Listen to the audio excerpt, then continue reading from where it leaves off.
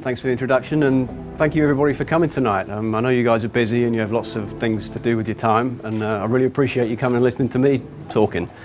So a little bit about me. I'm Rich Walker. I originally learnt to dive with the British Sub Aqua Club in 1991 down in London.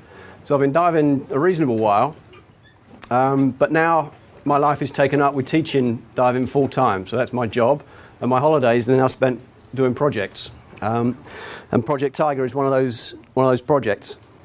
So that's what I'm going to talk to you about tonight. I'm going to begin with some of the history. It's quite important actually. We're coming up to 70 years since Operation Overlord, which was the invasion of France at the end of World War II.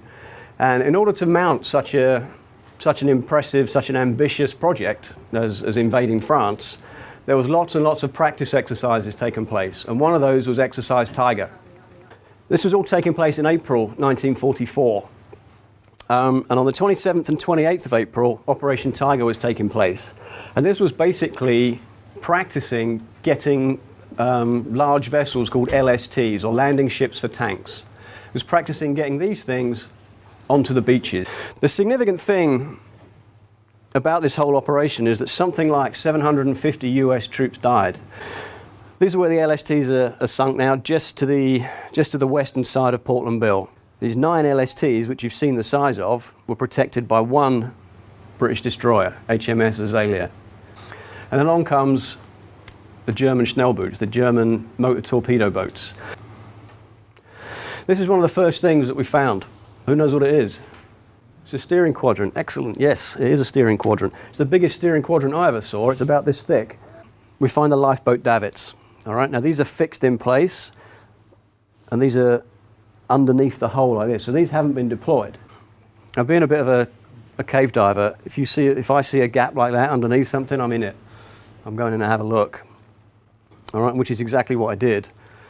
And what we found in there was a gun barrel. That's the vertical section you can see, and it's on its ring that it mounts and it turns around. And there, you don't see those every day. There's the gun sight still left on it.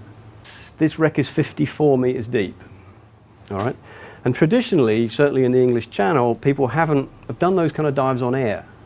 But if you apply a little bit of helium to it, use some trimix, you have a much clearer head. You can actually find stuff that people didn't know was there. This is what this wreck looks like today. So there you've got this kind of bird's eye view of it with the trucks on it and gun tubs at the back. It's just unbelievable. Well, I think it's a really nice kind of way to depict the wrecks as they are now. Makes my colouring kind of look far less interesting. So he's done a great job with this. I'm really pleased with what he's produced. Really nice.